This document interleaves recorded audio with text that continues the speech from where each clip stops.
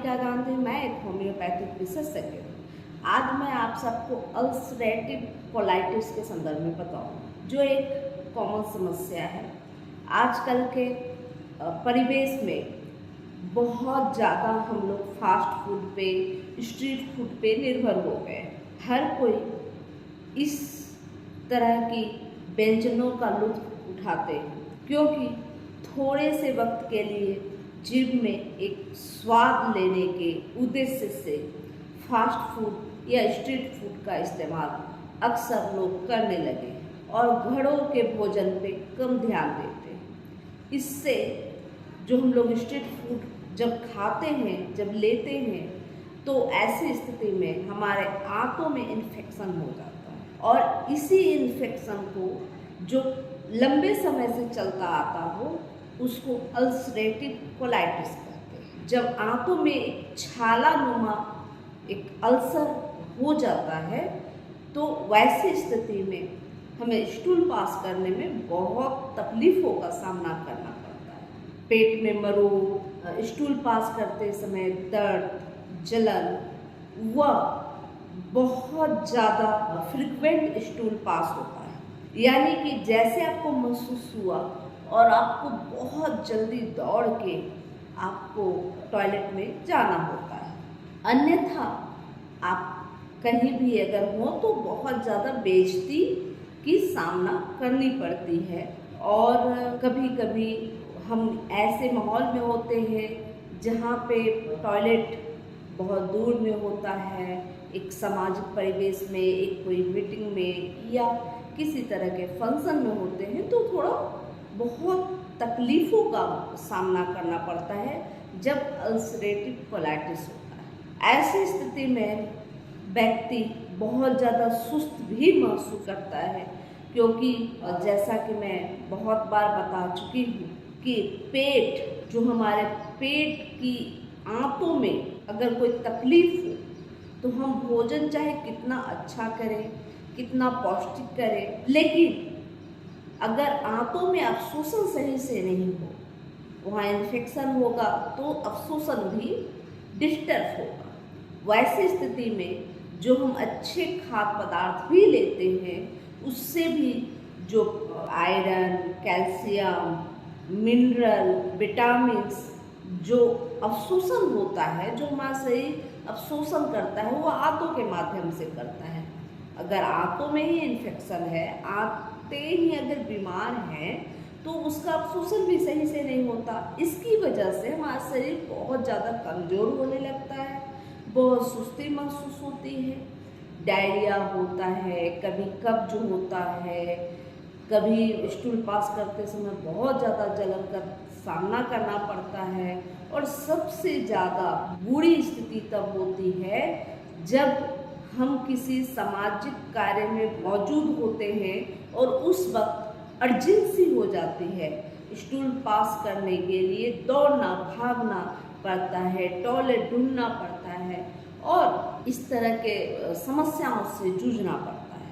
तो ऐसी स्थिति को ठीक करने के लिए सबसे पहले तो आपको अपने जो भोजन की कार्यशैली है, भोजन किस तरह का भोजन ले, स्ट्रीट फूड बिल्कुल ना ले ऐसी स्थिति में, क्योंकि स्ट्रीट फूड का मतलब ही है कि सड़कों के किनारे मिलने वाले खाद्य पदार्थ। तो वैसी स्थिति में जब कोई सड़क में व्यक्ति जा रहा हो या कोई गाड़ियाँ जाती हो या थोड़ी सी हवा तेज चलती हो, तो आप सोच सकते हैं कि एक बारीक डस्ट उस स्ट्रीट फूड के अंदर चला जाता है। वो लोग ज़्यादातर इसके लिए बहुत प्रयास करते हैं कि वो अपने खाद्य पदार्थ को बचा के रखें, लेकिन फिर भी उनके पास इतनी सुविधाएं नहीं होती कि खाद्य पदार्थ में डस्ट जाने से वो रोक सके। दूसरी चीज़ होती है कि जब स्ट्रीट पे अगर कहीं भी वो लाड़ी लगाते हैं, कहीं ठेला लगाते हैं, तो ऐसी स्थिति में वो जगह भी प्रदूषित होता है, गंदगी के बीच में होता है, कूड़े कचरे होते हैं आजू बाजू में, बहुत सारी मक्खियाँ, मच्छर वहाँ भटक रहे होते हैं। तो ऐसी स्थिति में जब वो मक्खियाँ मच्छर स्ट्रीट फूड में गाहे बगाहे किसी भी तरह से बहुत वो जो है कि सफाई रखने की कोशिश करते हैं, बचाने की कोशिश करते हैं, लेकिन मक्खियाँ मच्छर इतनी ज़्यादा होती हैं कि हो सकता है वो कवर से निकालते हुए आपको जब परोस रहे हो उसी वक्त वो मक्खी मच्छर गंदगी लेकर उस फूड पे आ जाए, तो इससे भी बहुत ज़्यादा आपको जो इन्फेक्शन एक थोड़ा सा होता है तो वो और बढ़ने लगेगा।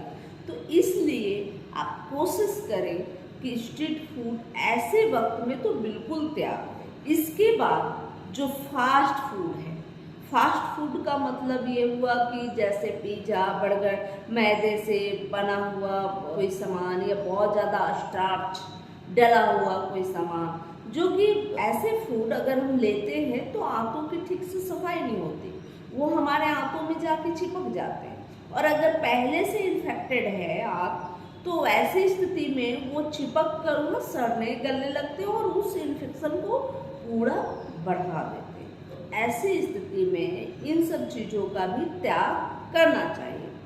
जहाँ तक कोशिश हो बहुत ज़्यादा पानी का सेवन करना चाहिए। बहुत ज़्यादा का मतलब यह नहीं कि बस पानी ही पीते जाए, ऐसी बात नहीं है। पानी पिए, प्रत्येक व्यक्ति, अभी गर्मी का सीजन चल रहा है तो गर्मियों के मौसम में 4 साढ़े 4 लीटर आप सेक पिए। और अगर कोई ज़्यादा आपका वर्क कठिन कारक है जिसमें बहुत ज़्यादा पसीना निकलता है तो ऐसी स्थिति में 5 लीटर साढ़े 5 लीटर तक आप कंज्यूम करें पानी को। ठंडी का मौसम हो तो 3 लीटर साढ़े 3 लीटर तक आवश्यक रूप से पानी का ग्रहण करें, सेवन करें। और पानी की भी कोशिश करें कि पानी साफ हो, क्लीन हो।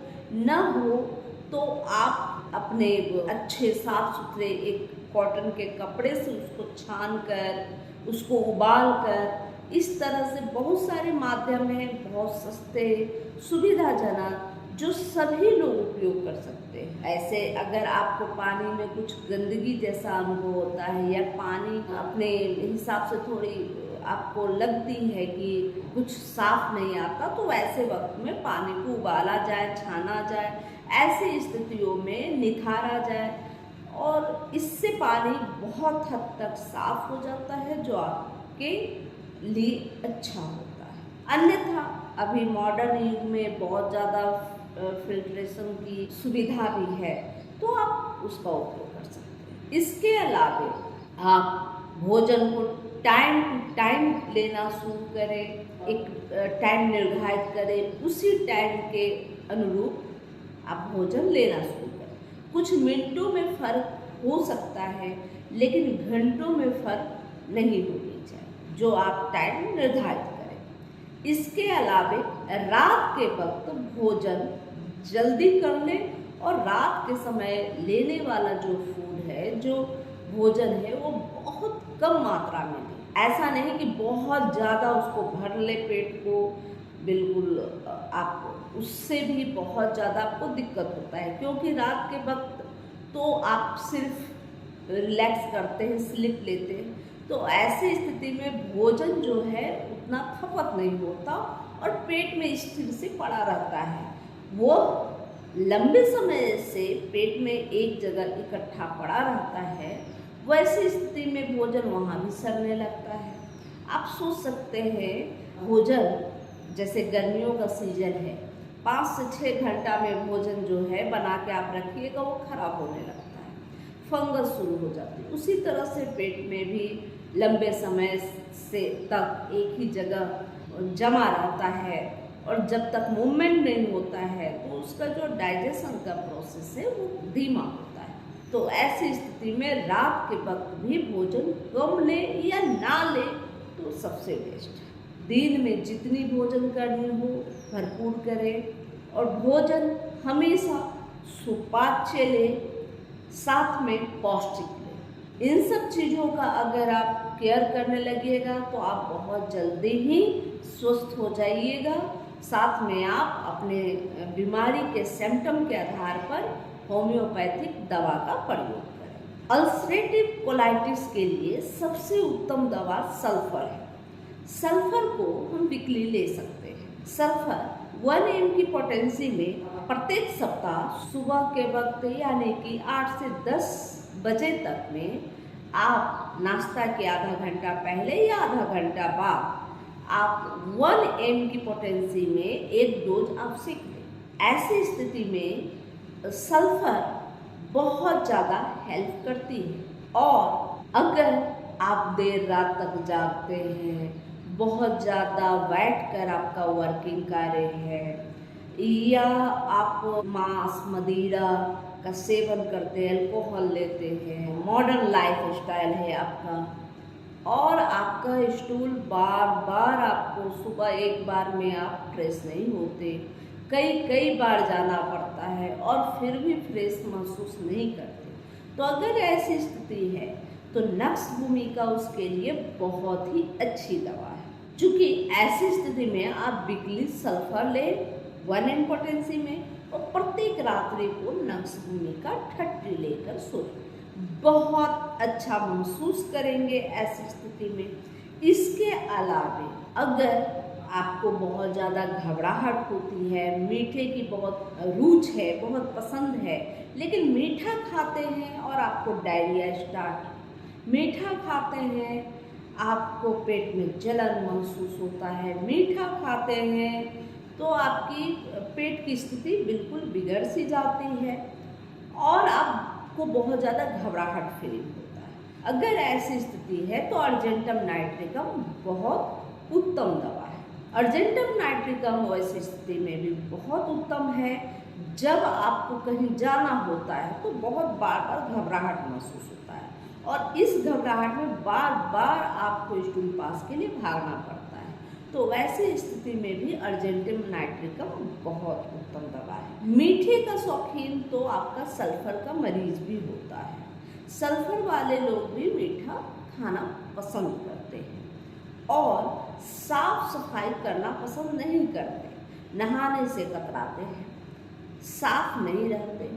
तो सल्फर चूँकि होम्योपैथिक दवाइयाँ होती है वो जब भी हम लेते हैं तो डॉक्टर से मिलने का मतलब यह होता है कि आपकी स्थिति परिस्थिति, आपके समस्याओं क्या क्या समस्याएं उभर कर आ रही है, आपकी पारिवारिक हिस्ट्री, आपकी व्यक्तिगत दिनचर्या, सभी पर एक नज़र दौड़ाते हैं जिससे सभी का अवलोकन करने के बाद आपके लिए एक अच्छी दवा का चयन होता है। उसी तरह से एलोसेक्रोटिना जो एक मेडिसिन है वो बेहतरीन दवा है और मेरे लिए सबसे फेवरेट दवा है। मैं एलो का उपयोग कर बहुत सारे ऐसे मरीज हैं जिनको इन समस्या से निकालें।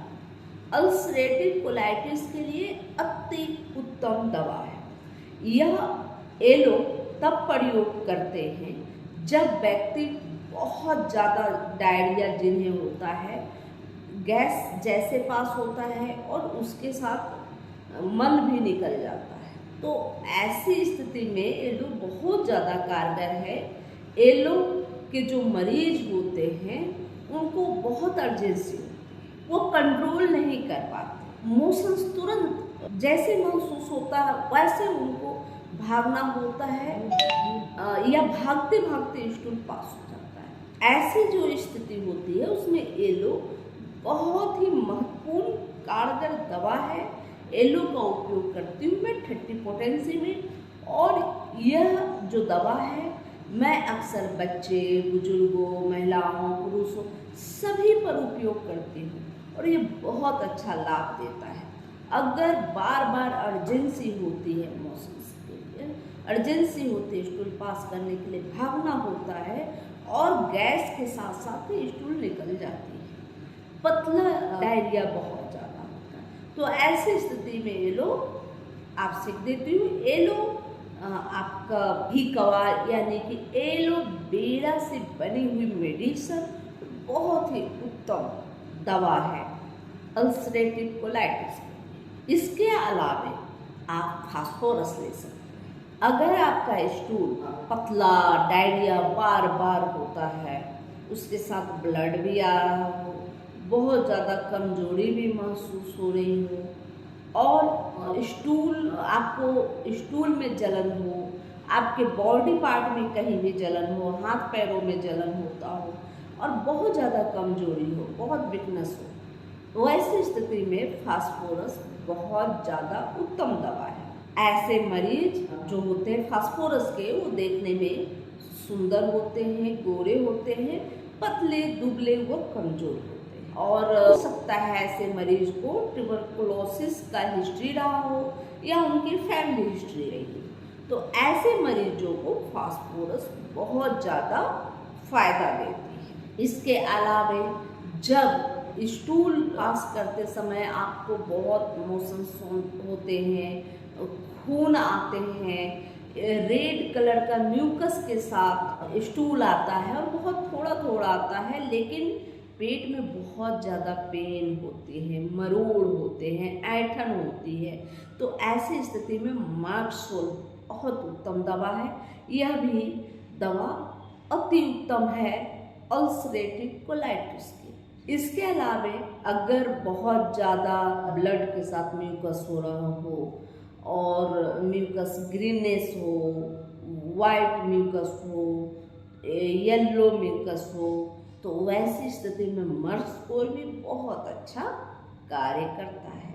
इसके अलावा अगर आप स्टूल पास करते हो, स्टूल पास करते हुए आपको बहुत ज़्यादा जलन हो, आपके जो मोशंस में बहुत ज़्यादा जलन हो जाए, तो वैसी स्थिति में आप नाइट्रिक एसिड ले सकते हैं। बहुत ज़्यादा स्टूल पास होता हो और स्टूल पास होते होते आपके जो रेक्टम है वो छिल गया हो, आपके जो मलद्वार हैं वो छिल गए हों, बहुत जलन, बहुत दर्द, तो ऐसे स्थिति में नाइट्रिक एसिड या एसिड नाइट्रिक जिसे बोलते हैं, उसको आप ले सकते हैं 30 पोटेंसी में। इसके अलावा कोलोसिन व डायस्कोरिया, जिसमें बहुत क्रैम्प्स आते हों, बहुत ऐंठन होती हो, कोलोसिन का जो मरीज होता है वो पेट के बहुत दर्द, पेट में दर्द महसूस होता है, गैस होती है, ऐसी स्थिति में कोलोसिन बहुत अच्छी दवा है। इसके अलावे डायस्कोरिया, डायस्कोरिया का मरीज को भी पेट में बहुत ज़्यादा दर्द होता है, गैस भी बहुत बनते हैं, बहुत क्रैम्प्स आते हैं, लेकिन ऐसे मरीज जो है कि पीठ के बल बहुत ज़्यादा ऐसा टेढ़ा होने की कोशिश करता है, दर्द को कम महसूस करता है। ऐसा जब करता है तो दर्द उसके घटते हैं, आराम लगता है, तो ऐसे मरीज डायस्कोरिया के रोगी हैं। मैं जो भी दवाइयाँ बताई हूँ मैं अपने अनुभव के आधार पे बताई हूँ, और इन सब दवाइयों का मैं बहुत उत्तम उपयोग भी की हूँ, इसलिए यह मेरी जानकारी के अनुसार मैं इन सब दवाइयों को बता रही हूँ। लेकिन जब भी आपको इस तरह की समस्या है तो आप किसी होम्योपैथ चिकित्सक से आवश्यक मिलें, क्योंकि हर व्यक्ति के अलग अलग सिम्टम हैं। क्योंकि मैं भी अभी इतनी सारी दवाइयों के अलग अलग सिम्टम ही बताई हूँ, और अलग अलग सिम्टम के आधार पर दवाइयों का निर्धारण होता है और उसके आधार पर व्यक्ति ठीक व स्वस्थ होता है। इसलिए आप अपने चिकित्सक से मिलकर अपनी समस्याओं को बताएं। समस्याओं को बताने से आपके चिकित्सक आपके लिए एक अच्छी दवा का चयन करेंगे और आप जल्द स्वस्थ होंगे और होम्योपैथी के प्रति आपका लगाव भी बढ़ेगा। यह जानकारी अच्छी लगी तो लाइक करें, सब्सक्राइब करें और बेल आइकन जरूर दबाएं। जय हिंद, जय भारत।